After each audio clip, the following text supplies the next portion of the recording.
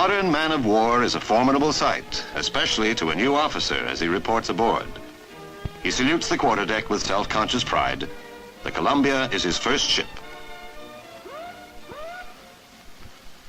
A sub-lieutenant may be a long way from an admiral, but an appointment to HMCS Columbia is a start. Classmates once, shipmates now, their college years lie behind them, and ahead lies the voyage.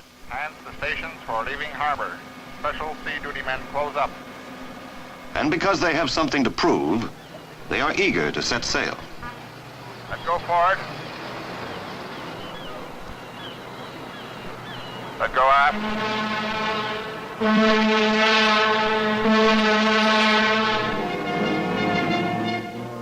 Once they are at sea, the young officers will have the opportunity to prove themselves in every aspect of their long training.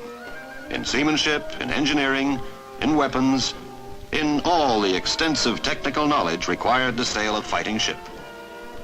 To prove themselves as officers, worthy to command men and ships, worthy to serve in the Royal Canadian Navy.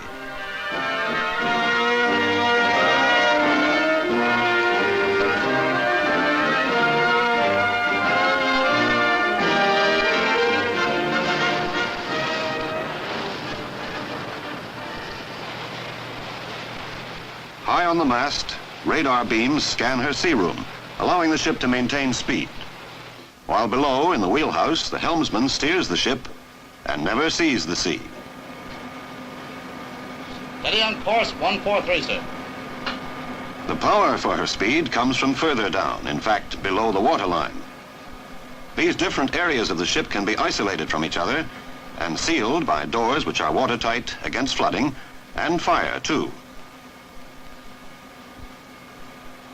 To know the ship means to be familiar with this system of damage control, for it means survival.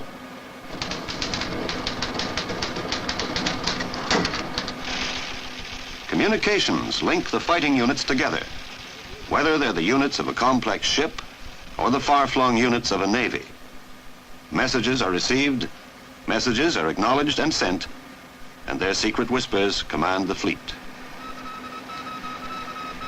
But the whole purpose of a destroyer escort is her ability to engage the enemy, the invisible submarine. The men who plan the enemy's destruction don't need to see him. He appears as a point on a plotting table, while a computer records his maneuvers. So independent of the limitations of the human eye is the ship, that every weapon and every command can be directed from deep down inside her. For defense, a radar-controlled mechanism can detect planes, lock onto their course, and aim the anti-aircraft guns.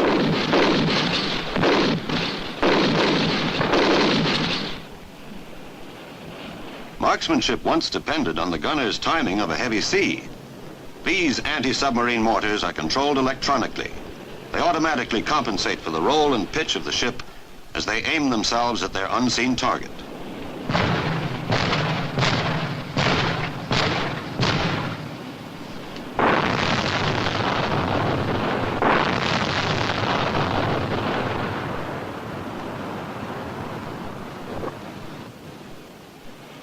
In the storerooms, the sheer size of the ship and the variety of its complex needs begins to be apparent to the new officer.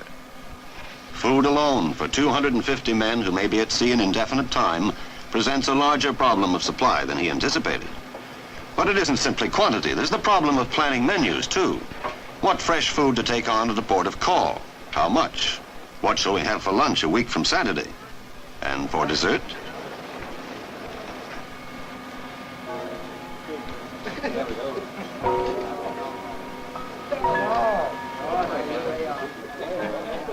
Officers dine and relax in off-watch hours in the wardroom. Here, conversation replaces the command, and here, rank is set aside. The getting acquainted period is over for the new sub-lieutenants. Familiar now with ship and crew, routine is set, and soon enough, they find their roles on board.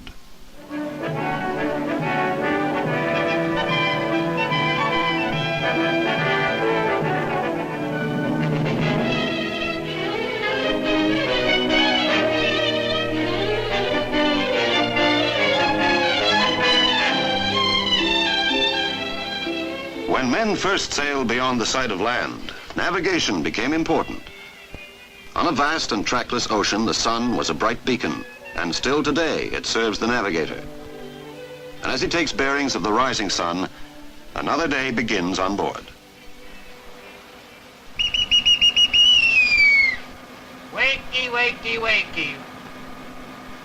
Direction, speed, winds, and ocean currents must all be calculated by the navigator to determine the ship's position and her progress. His is the first science of the sea, and complicated now beyond the dreams of Columbus or Magellan. But navigation must be mastered by the man who hopes that he too one day will be an officer of the watch.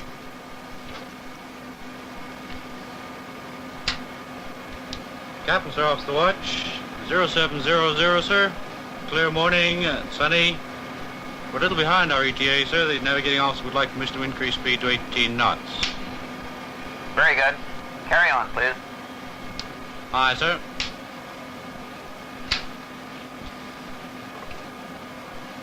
Revolutions 196. And engineering must be mastered too. Complexities of engines, revolutions, boilers, fuel, and steam are no longer a separate world. The new officer today must be experienced in every facet of his ship. The sub-lieutenant has a chief petty officer to guide him during his session down below, a specialist with as much as 15 years' experience with ship's machinery. For all officers must comprehend and be able to direct the resources of the engine room. Here is generated all the power the ship depends on. Power to steer and maneuver, power to aim the guns and operate the instruments, power to drive her into battle.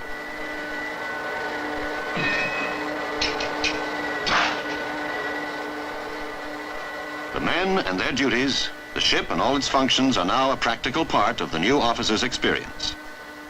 With the ship running smoothly and the crew geared for action, the aim of the voyage comes into view. The fleet makes their mid-ocean rendezvous. A sleek task force of destroyer escorts and the aircraft carrier Bonaventure. Aboard the carrier, there are men they know well because they were all classmates. But what they do not know yet is how to work together with these men who now fly.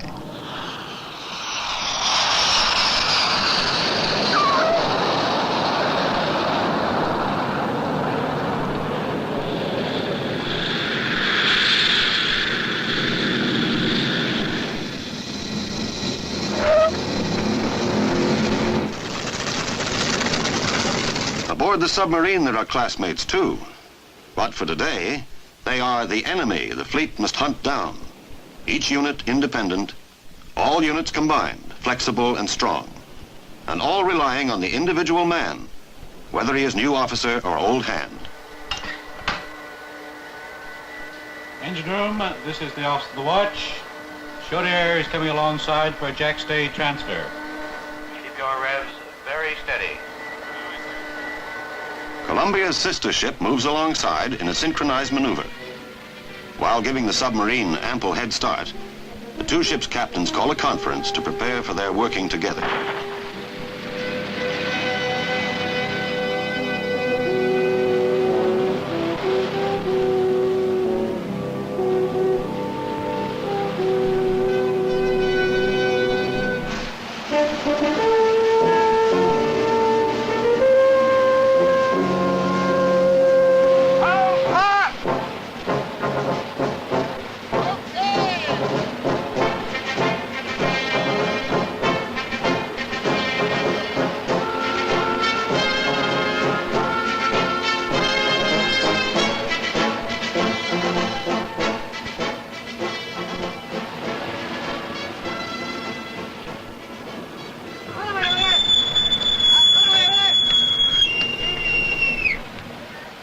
The cooperative effort of the fleet has a harder test to come. A signal advises that the submarine is now away and fair game.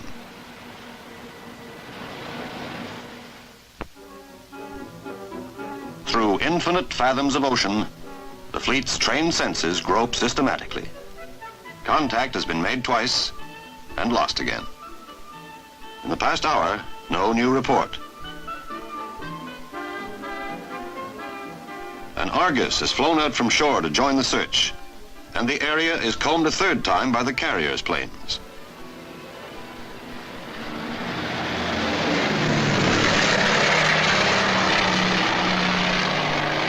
Madman, this is 235. Flash my location. One Goblin. Goblin. First degree of readiness. That means enemy submarine.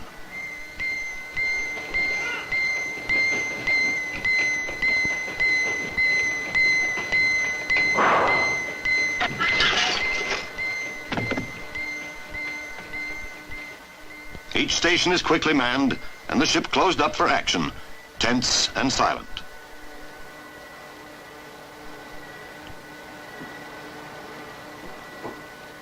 The captain assumes command in the operations room, from where he will direct the attack. Datum Alpha 1 has been established in this position, sir. Our course to close is 045, and at 25 knots, our ETA at datum will be 0936. The datum provided is the submarine's location when discovered. It is not there now, and will be at another datum still before the Columbia sonar can make contact. Come to starboard to 045 and increase to 25 knots. If his guess is right, the submarine and the Columbia will meet at the next datum. Come to starboard 045, speed 25. In pursuit of his prediction, the ship increases speed and alters course.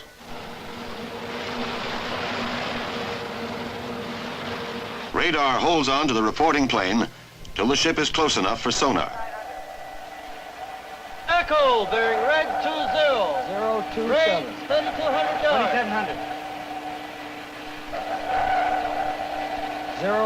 030. Now all the years of training and drill are to be proved in the action of a single moment, a single test.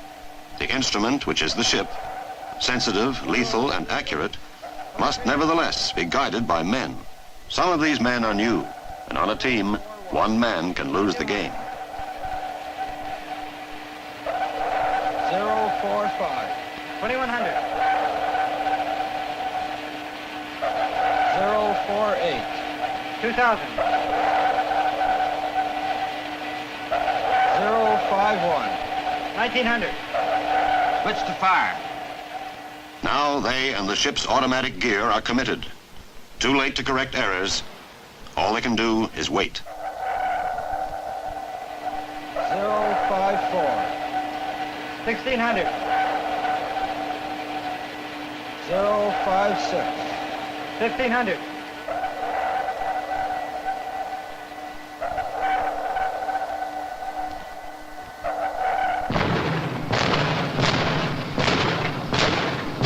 Practice charges can be heard through a submarine hull. Success or failure is judged by the sub itself, and a hit is declared by a smoke marker.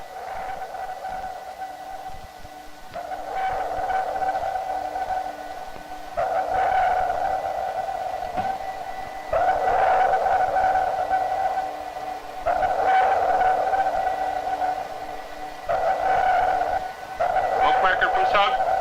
Well done.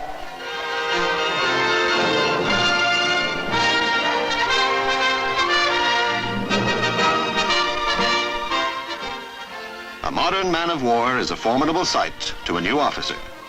But soon enough, she becomes a formidable ally too.